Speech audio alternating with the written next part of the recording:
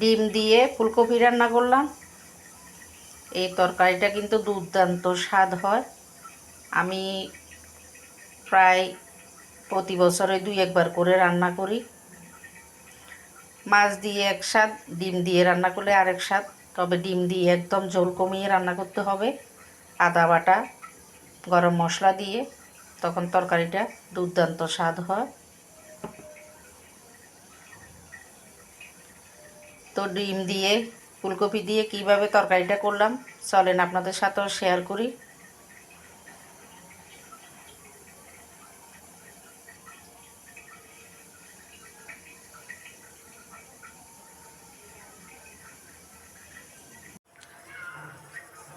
ফুলকপি কেটে ধুয়ে নিলাম। 3টা ডিম একসাথে বেজে নিলাম। এখন টুকরো টুকরো করে নিচ্ছি। টুকরো করে নিলাম।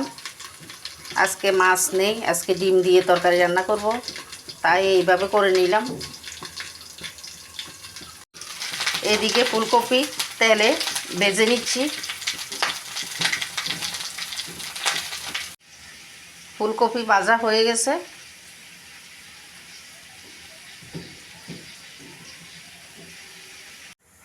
এদিকে সব মশলা দিয়ে একটা ব্যাটার বানিয়ে নিলাম। এখানে দিয়ে দিলাম লবণ, হলুদ, মরিচ, জিরে গুঁড়া, আদা সব দিয়ে একসাথে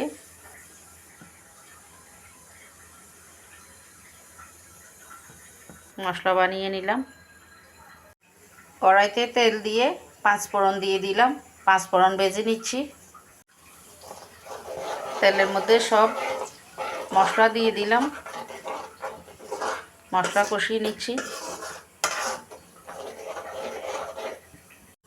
মশলা কষানি হয়ে গেছে, দিয়ে দিচ্ছি ভেজে রাখা ফুলকপিগুলো।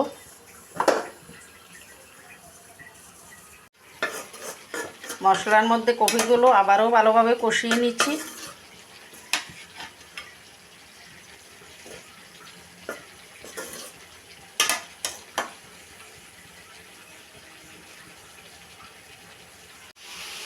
ভালোভাবে কষিয়ে নিলাম। কষানো হয়ে গেছে। জল দিয়ে দিচ্ছি।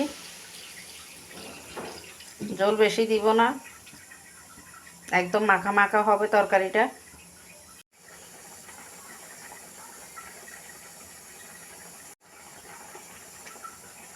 মাছ হলে আগে আগে দিতাম, ডিম এখনও দিই নাই। যেহেতু ডিম নরম হয়ে যাবে এজন্য এখনও দিই নাই।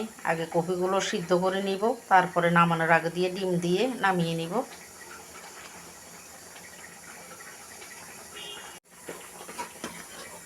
আজকে ডিম দিয়ে রান্না করতেছি, তাই একটু ভিন্ন রেসিপিতে রান্না করতেছি।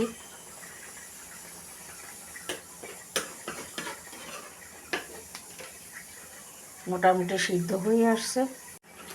গরম মশলা দিয়ে দিচ্ছি। কপির যে কোনো তরকারিতে আদা বাটা আর গরম মশলা দিলে অনেক স্বাদ হয়।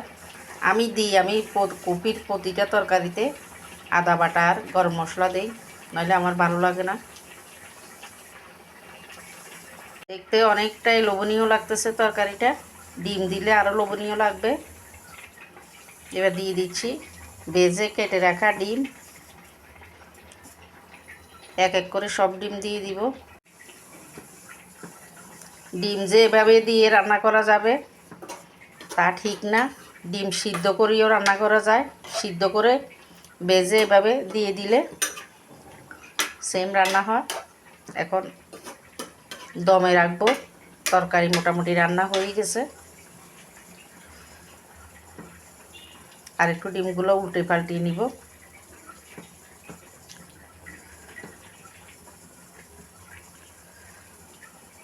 এই যে তরকারির লাস্ট লুক, লবণ দেখে নিচ্ছি।